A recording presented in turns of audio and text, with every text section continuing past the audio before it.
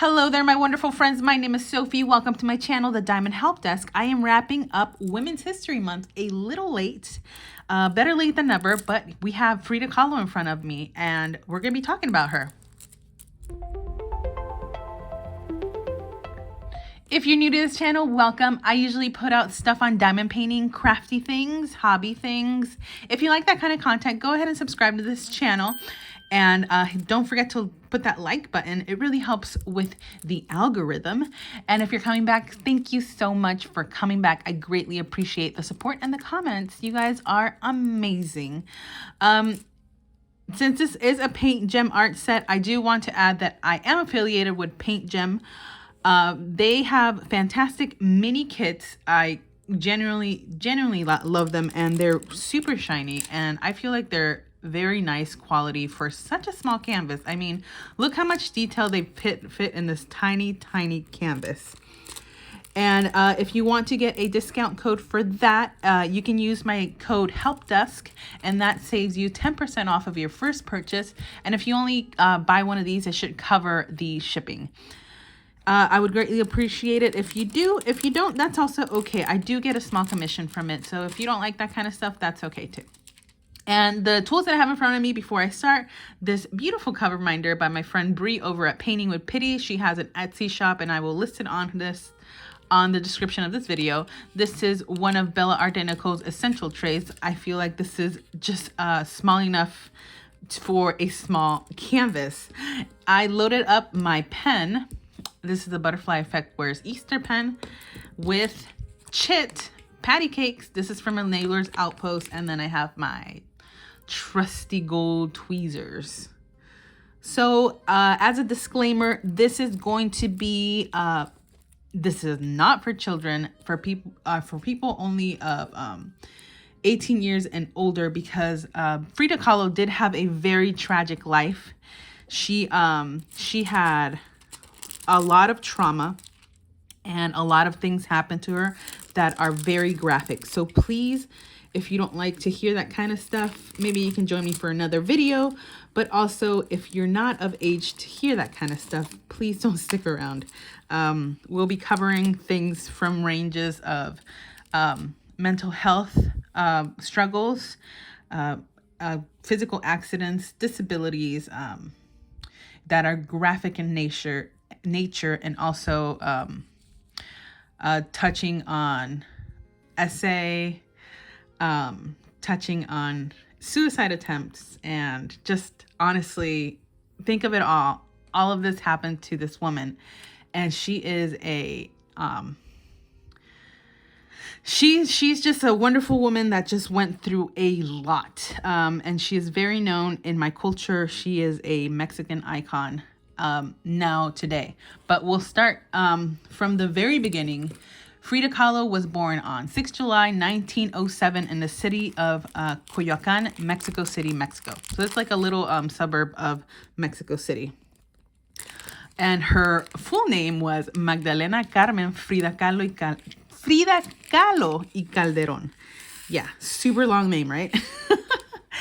She was born, her dad was German and her mom was of mestiza descent, which means that she was both had a European in her blood and also indigenous, so indigenous Mexico. So she was Mexican, but that's what they call people that were mixed back then. And today, honestly, it's not the best term. I mean, it is politically correct, but a lot of people don't like that term, is what I mean to say. So with that being said, she was born, and she was this beautiful baby girl in the early 1900s. What happened in the early 1900s in Mexico? The Mexican Revolution. So she did live through a hard time in Mexico.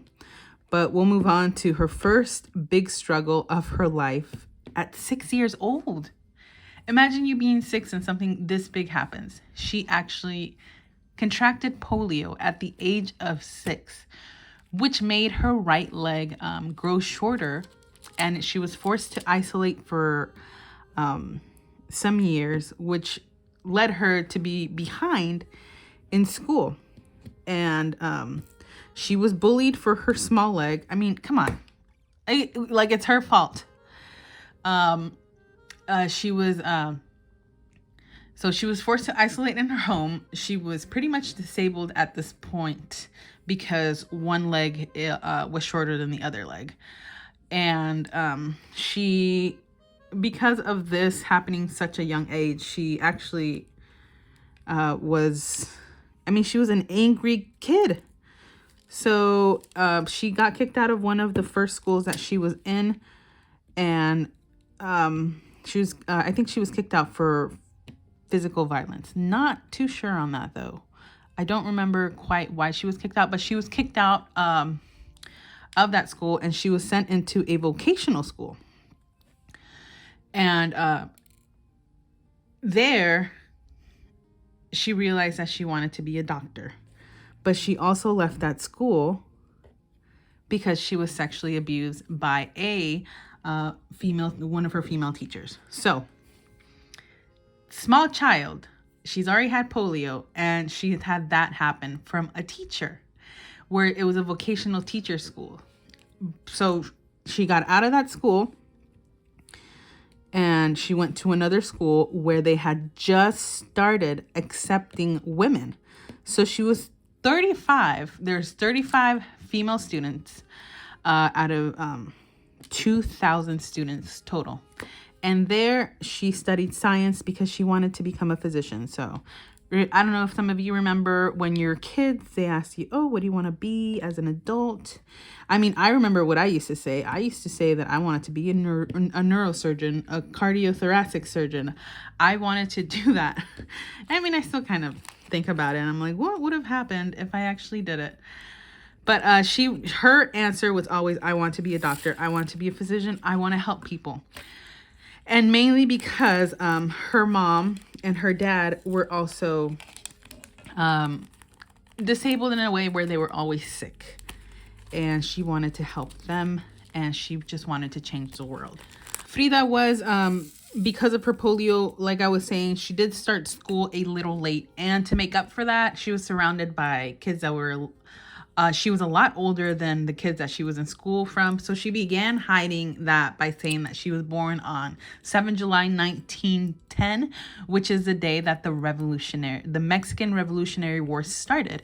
She called herself the daughter of the revolution because she was so passionate about her heritage, her Mexican identity, and sought to get rid of the colonial mindset of like Europeans being superior to Mexicans. She was very, very passionate about that her whole life, not just when she was a kid, but that was just a way of being able to hide her true age.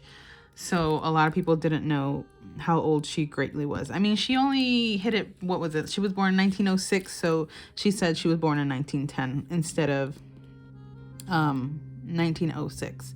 And that was just a way of her not getting bullied later on in her school years, where she was studying biology and trying to become a physician. Her dreams about becoming a physician, though, came to an end when she was part of a horrific car accident. So in 1925, she was in an accident. She was on a bus, and she actually forgot her umbrella. So she had been on another bus, and she decided, she was like, oh my goodness, I forgot my umbrella at school. And her boyfriend at the time was with her, and he was like, oh, let's go back. We're still here.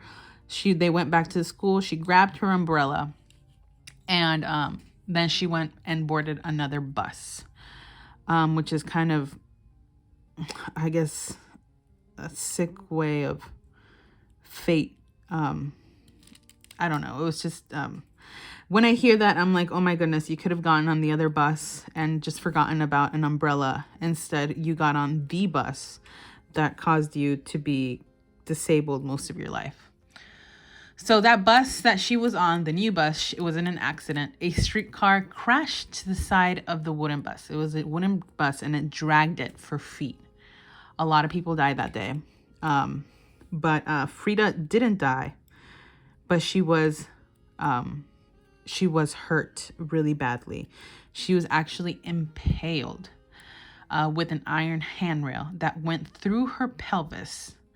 The handrail was removed by her then boyfriend and other people that were on the bus, but she suffered many, many injuries because of it. She had a broken pelvis. Her abdomen and uterus had been punctured completely by this handrail.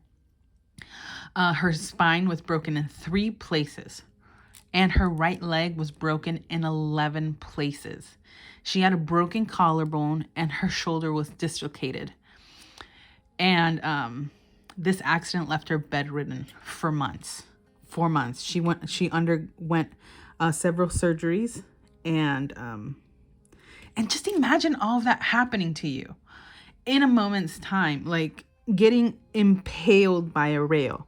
And not just that, it's just destroying your insides, like puncturing your uterus and just your abdomen, and just having all of these fractures, and just, it's just terrible. And she's in 1925, she was trying to become a doctor.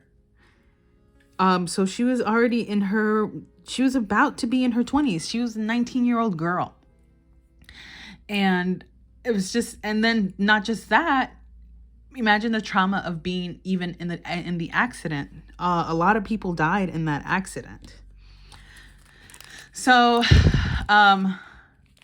this caused her to be bedridden for months. And so she was in her bed, and she was even more disabled than she was before. After her healing for months on end on her bed, she went back to the doctors, and they found that she still had she displaced 3 vertebrae and had to undergo surgery for that, and then be bedridden for even more time. So she's been in bed for years of her life now, just in comparison to like anything else, because I mean, she had polio at 6. Then this accident, she was bedridden for years for polio. And now she's bedridden again for this horrific accident. And I'm trying to put you in the mindset of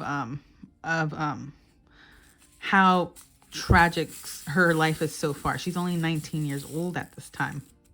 I think she might be 18. I don't think she's even 19 yet. So her parents, her dad was a photographer. He was an artist. He, because she was bedridden and had nothing, I mean, I guess not nothing to do, but she was there. Her dad and her mom kind of joined forces to bring her something to do. So her dad gave her his oil paints, and her mom kind of had this kind of easel built for her. So, okay, let me put it in 3D here. So this is the bed, and she had an easel kind of made like this. So this slant would be the easel. So Frida could draw on it. So and on top, the ceiling was a mirror. So Frida did a lot of self-portraits throughout her life, but she did even more self-portraits during the time that she was bedridden, because she would be able to look at herself in the mirror and draw them in the easel in front of her. And not just that, her first paintings were actually very small, because she had a very limited range of motion. So a lot of her self-portraits and her paintings are actually very, very small. Not to compare to some of her very, very large artworks. There's actually, I think, the twin Frida or something, where they're sharing a heart. That one, I believe, is huge. So being bedridden this whole time just kind of really put her in a she was able to cope in a healthy way through her painting, but a lot of her paintings, because of that, are very I would say they are graphic. Yes, they are graphic. Her paintings depict the way that she was feeling at the time, and she was not feeling great. So after that, she could no longer be a physician. So she kind of had to give that part of herself up. And that's just really sad. Imagine she not just had a dream, she was working towards it already. And she had to give it up because, well, she couldn't really, her back hurt for the rest of her life. And she just couldn't do it anymore. So the next phase of her life was where she met her future husband, Diego Rivera. Diego Rivera is actually a very famous muralist. He is still very well known in Mexico and the world because he didn't just paint murals in Mexico. He actually painted murals in the United States as well and overseas. So 1929, he married this man that was 21 years her senior.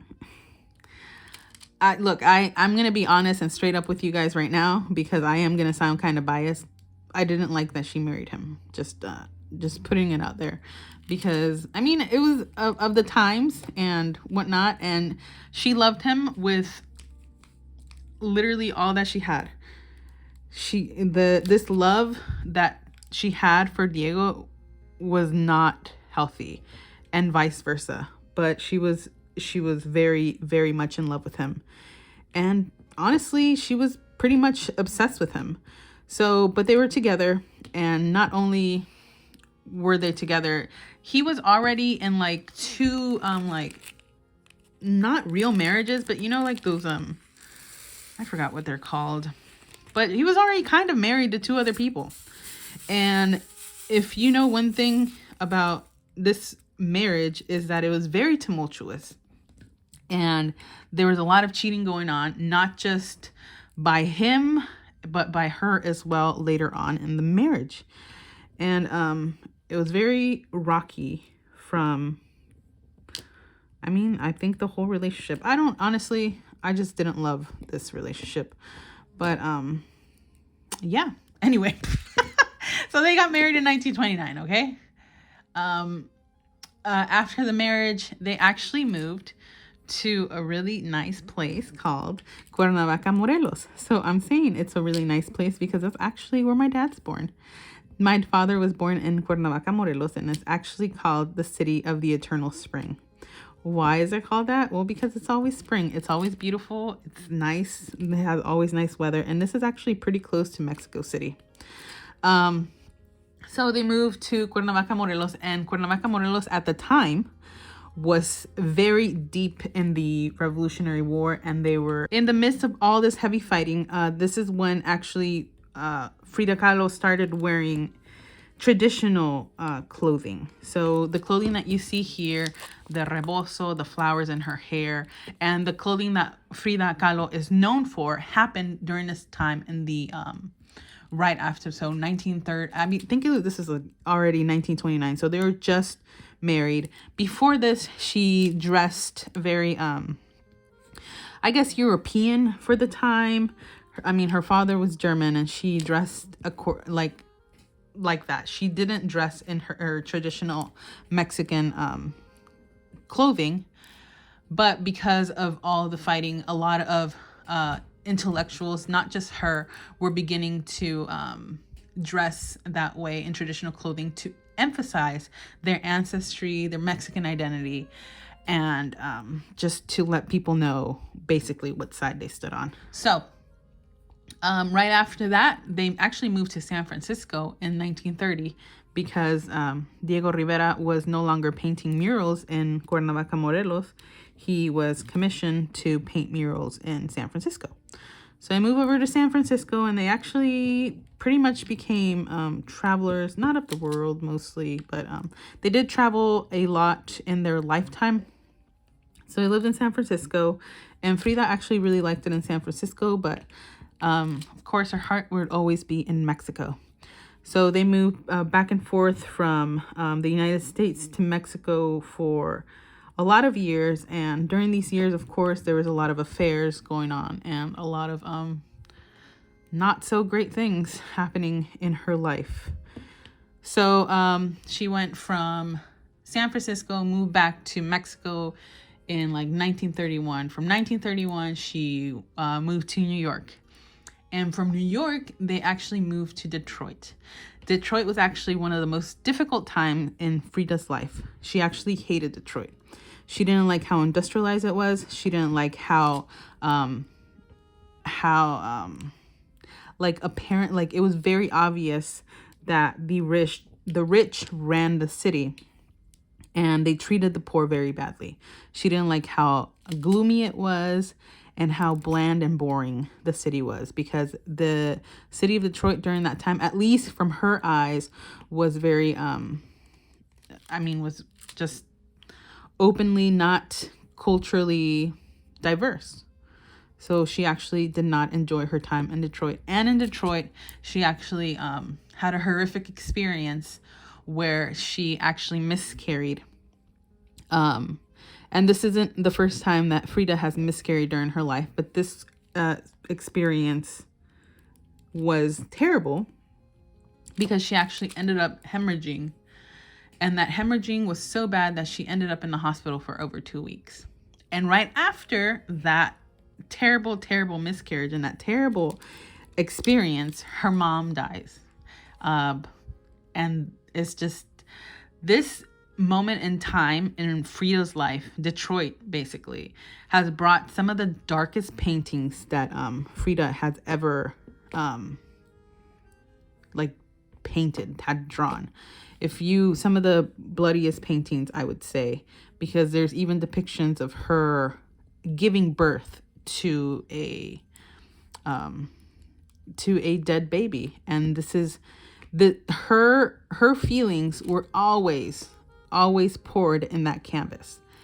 And it's just, I just cannot imagine her pain. I really cannot. And then losing her mother right after that. Her mother, again, was very sickly, and she died due to complications to a surgery. And after Detroit, of course, she wanted to go back to Mexico. And who didn't want to go back to Mexico? Old Diego Rivera didn't want to go back to Mexico. And he blamed Frida and was very, resentful to Frida for going back to Mexico. But before talking about her time back in Mexico from 1950 on, I did want to talk about in 1930, the Louvre actually bought one of Frida's paintings. It was the first work by 20th century Mexican artists, just Mexican artists, period, that was purchased by the museum. But even though, the Louvre bought one of her paintings, she, what an accomplishment. She was still known as Diego Rivera's wife. Can you believe that? That just irks me. Like, not only is she this amazing painter, but she's not going to be known for being a painter. She's going to be known for being this guy's wife. So, also to kind of even further kind of put the nail on whatever. I don't know how to say it. But, but she was a self-taught artist. Nobody taught her anything about art. She was in bed all that time, and she taught herself how to art. And I think her art is so impactful because this is the way that she felt. Her art is her and her alone. So, okay, let's move on. It's 1950. And Diego's super resentful because they're back in Mexico, and he didn't want to be back in Mexico. But they buy this house, and it's a blue house. That's La Casa Azul, literally translates into the blue house. So it's this wonderful blue house in Mexico City, in the region of Coyoacán. So they're back in her birthplace, and Diego Rivera decides to have an affair with Frida's younger sister, Cristina.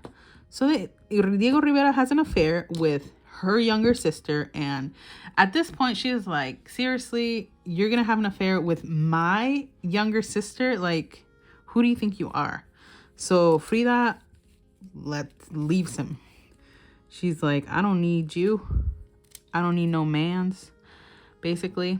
But I mean, in the end, she kind of goes back to him. So she was that passionately in love with him. She forgave her sister and him eventually.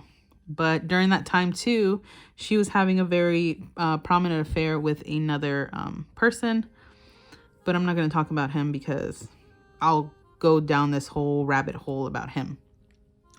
So in La Casa Azul, she actually suffered a lot more tragedy and pain. Man, I'm sorry. I know this is really hard to even talk about because just I feel like I am a pretty empathetic person. So putting myself even putting on one of Frida's shoes, it's extremely painful. In La Casa Azul, she went through an appendectomy, 2 abortions, and she actually had one of her legs amputated eventually in that house. So speaking of the in 1950, she was confined to La Casa Azul again because she had to undergo a bone graft surgery on her spine that caused an infection. And because she had an infection from that surgery, she actually needed several follow-up surgeries. And because she is having all these surgeries and her spine is messed up, she is confined to a wheelchair now to even move around, or or crutches. So she can't even walk on her own anymore. And she's not, this is the 1950s. She is in her 40s. That's just, it's just really sad to hear. So in 1953, so this is a 3-year period where she had all these surgeries following up this bone graft surgery. In 1953, she had her right leg amputated at the knee because of gangrene. So that, it's just like, I feel like life hit her, but it just not only hit her, it was like, all right, you're going to be okay for like a month. And then it hit her even harder. And then it was like, okay, you get 2 months of rest. And here you go, you get your painting in the Louvre. And then they were like, all right, but you're going to have all this happen. Like, it makes me kind of, I guess, angry because all of this happened to her. And I bet that she was angry. She was, and even it even says that she was severely depressed and anxious at the end because, I mean, I can't even imagine. On February 1954, she wrote, "They amputated my leg 6 months ago. They have given me centuries of torture, and at the moment I almost lost my reason. I keep on wanting to kill myself. Diego is what keeps me from it, through my vain idea that he would miss me. But never in my life have I suffered more. I will wait a while." Oh, man. In her last days, Kahlo was mostly bedridden with bronchopneumonia. So she lost a leg, and now she's bedridden with pneumonia. Though she did make a public appearance on July 2nd, 1954. And I didn't discuss this part of Frida's life because I didn't want to get political on here, but she was actually part of the Mexican Communist Party. And she was very vocal about politics and about how her people were being treated at the time. But I didn't want to touch on that because it's very murky waters there. Also, I would have to understand about, I think I would have to research a lot more about the Communist Party, what it stood for, and anything else, just to even explain to you guys that part. But just know that she was part of that party. And in her last public appearance was what's it called? It was on July 2nd, 1954. She was participating with her husband. So, okay, they're back together, by the way. I'm not sure if I said that. They got back together. Yeah, I did say that. Okay. I just remembered. So they're in a public demonstration against the the CIA. So, excuse me. On 2 July 1954, she was participating with Diego Rivera in a demonstration against the CIA invasion of Guatemala. She seemed to anticipate her death. And she said, she spoke about it to visitors, and she drew a lot of skeletons and angels of death and just regular angels in her diary. The last drawing that she ever drew was a black angel, which a lot of people think was the angel of death, that she had already seen the angel of death and that she knew that her time was here. The last thing that she ever wrote on her diary was, I joyfully await the exit, and I hope never to return. Frida. In Spanish, espero alegre la salida y espero no volver jamás. So because she went to this demonstration against the CIA invasion of Guatemala, she worsened in her health, and she died on the night of July 12th, 1954. She had a high fever and was in extreme pain. And she died around 6 in the morning. She was found in her bed on July 13th, 1954. My bad. She didn't die on July 12th. She got really bad that night, and she died the next morning at 6 in the morning. Her nurse found her dead in her bed. She was 47 years old, and they said the official cause of death was a pulmonary embolism, even though an autopsy wasn't made. There was no autopsy performed on her. A couple things that I forgot about her life. So right after her right leg was amputated, she actually became dependent on painkillers, and she became severely depressed and severely anxious, and she actually attempted against her life twice, trying to overdose on those painkillers. But she was already very dependent. Dependent. She was probably addicted to these painkillers, and she didn't want to live anymore. But that was right after the amputation, and it's just hard to imagine that. But she did die at 47, and that was Frida Kahlo's life. She was known her whole living life as Diego Rivera's wife, the famous Mexican muralist. But she, in the 1980s, was when it finally was going to change. In 1984, Mexico declared her work as part of the national cultural heritage. So she is finally known for her own merits. It started mostly in the late 1970s, where she was known as her own personal entity and not known as Diego Rivera's wife. And that's probably in part for the feminist movement that happened in the 70s.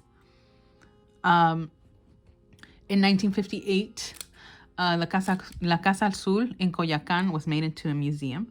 So if you ever visit Mexico City, in the region of Coyoacán, which is in it, you should visit it. I want to visit it. I didn't know about it as a younger kid, and I was actually in the area because my dad is from that area. And now I'm going to be like, Dad, what the heck? Why didn't you tell me about this? Why didn't you teach me about this? So nowadays, Frida Kahlo is actually in the 500 peso bill.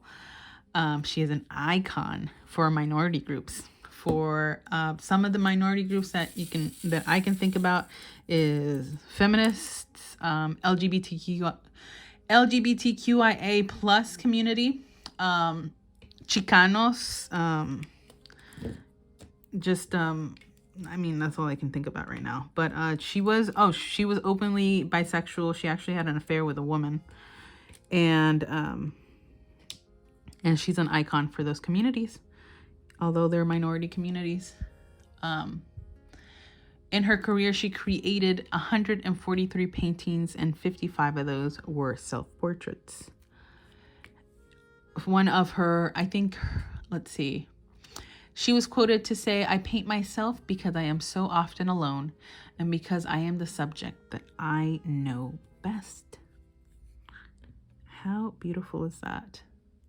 And her self-portraits often include interpretations of physical and psychological wounds. So like I said, Frida Kahlo's artwork is not for the faint of heart. So if you do Google some of her artwork, I will not include any of them here in this video, but I do encourage you to Google her artwork. I'm actually, so no, I'll add that at the end here. Her most famous self-portrait is the self-portrait of like she was wearing a thorn necklace and there's a hummingbird in it. It is actually one of my favorite works of art. So if you do end up Googling her artwork, do look for that piece of art. So I hope that today you learned something from this wonderful woman who died too young and went through too much for one person, for one lifetime, to be honest. Too much for one lifetime. So what I was going to add, Summer with the Masters is coming up in June, is running from 1st of July to 31st, or 1st of June to 31st of July. Frida Kahlo's first, one of her first self-portraits, was made in 1926. To qualify for Summer with the Masters, you have to find an artwork of from like 1928 and below. And one of her pieces of art actually qualifies for Summer with the Masters. So I asked Jade over at Jaded Gem Shop if she could add that piece of art to her catalog. So you can find one of Frida Kahlo's works, 1926. I think it's her in a velvet dress. It's a really nice self-portrait, nothing gory. If you're interested to join me this summer as I work on Frida Kahlo's, one of her self-portraits for Summer with the Masters. You'll find it at Jaded Gem Shop, jadedgemshop.com. I'll add her address in the description. What do you guys think so far of this tiny, beautiful piece of art? Also, another thing that I wanted to add about Frida Kahlo, her likeliness has been a very controversial topic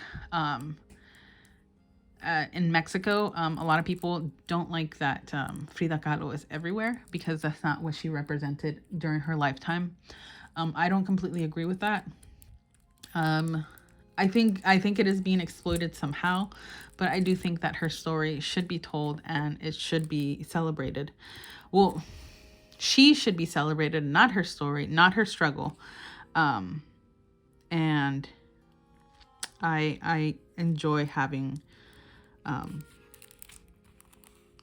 known what she represented and what she, just did for not just the Mexican community, but, she was a Mexican woman, and the art that she created really changed the game for us.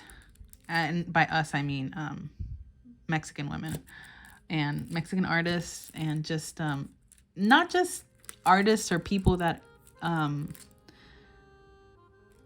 that consider themselves to be in that genre. It's just that she really changed it for a lot of just do what you love. If what you love you can't do anymore, find something else to love and do that for the rest of your life. And to sign off today, I would like to show you my mini Frida. My friend made this. Isn't she beautiful? And she's going to wave goodbye to you guys. Bye-bye. I hope you guys have a wonderful week. It's just a really hard story to tell, guys. But I do hope that your day is a lot better because of it. See ya. Bye-bye.